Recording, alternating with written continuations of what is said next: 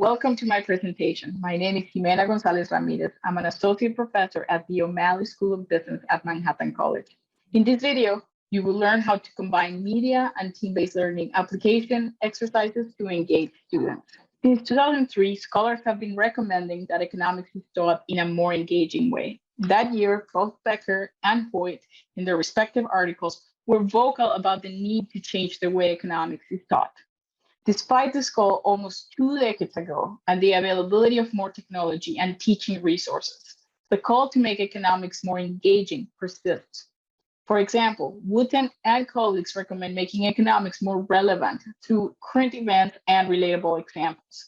They suggest incorporating media such as TV clips, songs, movies, and podcasts to teach economics. The goal of my presentation is to show ways in which media, podcasts, and videos, and team-based learning application exercises can be combined to engage students and provide real-world applications in both principles of microeconomics and environmental economics. In this video, I focus primarily on podcasts and TED Talks for a few reasons. Combining readings, videos, and podcasts offer opportunities for different learners. Podcasts and TED Talks are assigned prior to class, different than short video clips shown in class. And podcasts can be listened to while walking, commuting, exercising, making them easier to complete. Plus, students can adjust the speed at which they listen or watch the videos. Since this is not a team-based learning presentation, I will skip the details of the methodology. However, the main takeaway here is that within a team-based learning course, most of course time is used in applications of course concepts. If you're interested in learning more about team-based learning, there are several resources available. One is the Starting Point Teaching and Learning Economics website, and another resource is the Journal of Economic Education, which has several articles about the topic. The main takeaway from this methodology is that class time is used to develop students' application and critical thinking skills. A unique feature of team-based learning is the 4S application exercise. These application exercises can be used beyond team-based learning setting. It can be used in online, in-person, or hybrid courses. I use them in an online asynchronous MBA course I teach. The 4S framework has 4 S's. One is the significant problem. This requires the input from all members of the team and should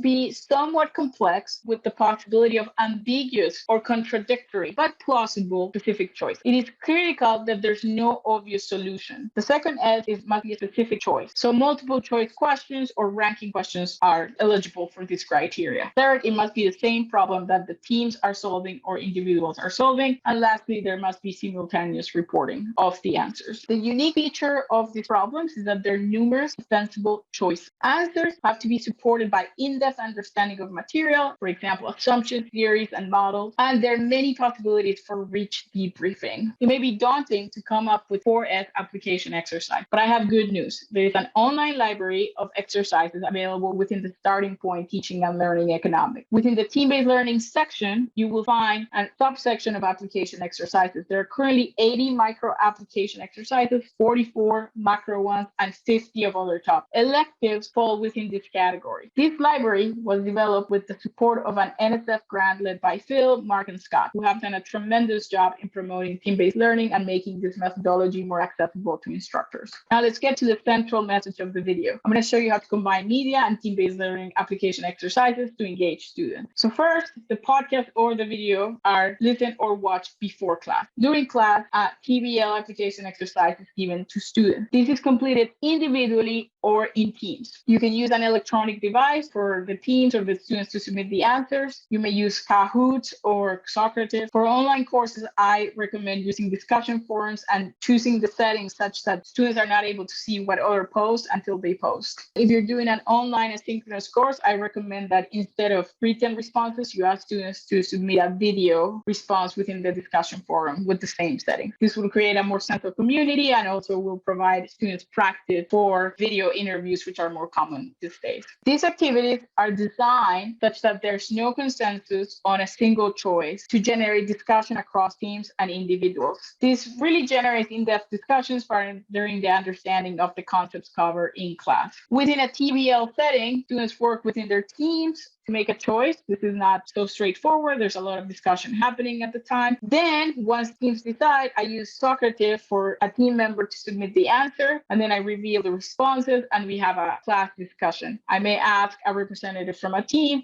to explain why a choice was selected. Again, there's going to be no consensus, so you get a lot of good discussion in the debriefing. You may be wondering, how are these graded? Well, they're not graded based on the choice because there are multiple defensible ones. So they're graded based on argumentation and how the information learned in class is used to support the choice. Now I'm going to move to show you examples. First example is from Principles of Microeconomics and can be used while covering the labor market. This example is based on an NPR Planet Money podcast. It's titled Speed Dating for Economists. It is about 24 minutes long, although it could be shorter if you listen to it at a faster speed. The podcast follows a candidate and explains how the job market works for econ PhDs. And then when students come to class after listening to the podcast, I pose the following questions to the team. Which assumption of a competitive market is least likely to hold in a labor market? And I give them the 4 choices. All of the answers are defensible, and students really have to understand and choose the least. And you're going to see this pattern in all of these questions, that there's always something like which one is the least, which one is the best, which one is the most important. Now let's move to environmental econ. I'm going to show you 4 media that I assigned during different class periods. They're all related to climate change policy. You may use them in the externality chapter within microeconomics or in an environmental econ course. I may start with the TED Talk titled A Climate Solution Where All Sides Can Win, which features Ted Halstead. It was aired in 2017 and has about 1.6 million views, and it is about 13 minutes long. I may then assign a short Planet Money piece titled Economies Have a One-Page Solution to Climate Change, which was aired in 2013. And I can complement that with a more recent one that is titled The Pigou Club, which was aired in 2019. These 3 media talk about carbon taxes and explain why economies are in favor of such a policy to fight climate change. I can lastly assign a video published by Research for the Future where Lip explains state carbon trading with the Reggie example. While this is not a TED Talk, it's still a very useful video that will help students understand one more climate change policy that is available in our toolkit. I will also note that Marginal Revolution University has a few videos explaining tradable pollution permits that can be used to complement this video. Now let me show you the examples I have for the AE application exercise I have based on this media. The first one is about a carbon tax, and I posed the question to the students. Remember, they watch the videos, listen to the podcast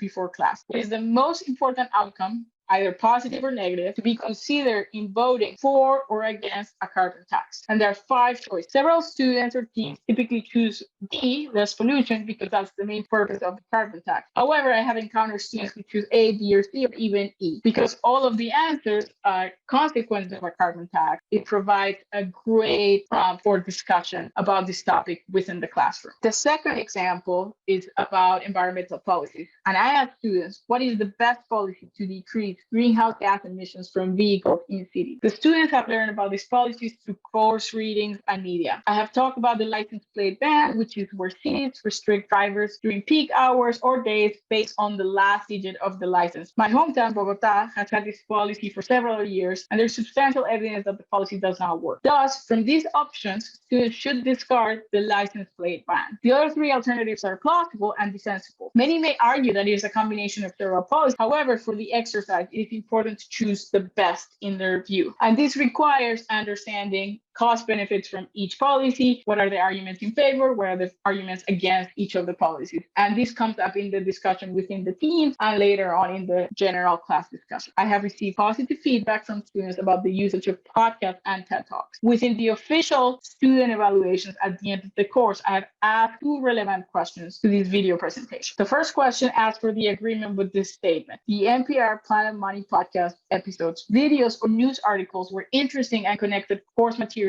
to real-world situations. You are going to see that the blue distribution is going to be for students who took microeconomics. I have taught more sections, so I have more students. And the yellow distribution is for those who took environmental econ, which is only taught once a year, and I have fewer students because it's an elective. But what you can see is that when asked about the agreement with this statement, you see that most students fall within the agree or strongly agree category. The next question I pose is whether they agree with the statement. the teacher demonstrated the importance and significance of the subject. What you can see is that there's strong agreement. In fact, now we see that both students are falling within the strongly agree category for both courses. Now, I would like to conclude and summarize a few teaching resources that may be of your interest. The main takeaway is that media and team-based learning application exercises offer a strategy to convey the relevance of economics and to show its applicability and significance to real life. This combination makes economics more relatable to students, which will help their learning and will help us attract more students to the major and also retain more students. Lastly, I want to conclude by offering a few resources. One, if you're interested in learning about teaching methodologies that promote active learning, particularly team-based learning, which is one of them, you can look at the Journal of Economic Education. There are a few articles about the subject, or you can go to the Starting Point Teaching and Learning Economics I showed before. There are several resources there. Within that website, there's also the Library of Application Exercises. In terms of media, there's a great website, audioecon.com, put together by Rebecca Morrill, who has done a tremendous job of categorizing all of the econ podcasts available, NPR Planet Money, The Indicator for Economic, among others, and she has categorized them. So she has put a tag to each episode that is connected to an economic topic. So it's a great resource. I have my own list. So for each course, I have a list of podcasts I use, and I have organized them by topic within the course. So if you're interested in just a shorter list for either microeconomics or environmental economics, then you can go to my website. By the long list, the most comprehensive list is on audioecon.com.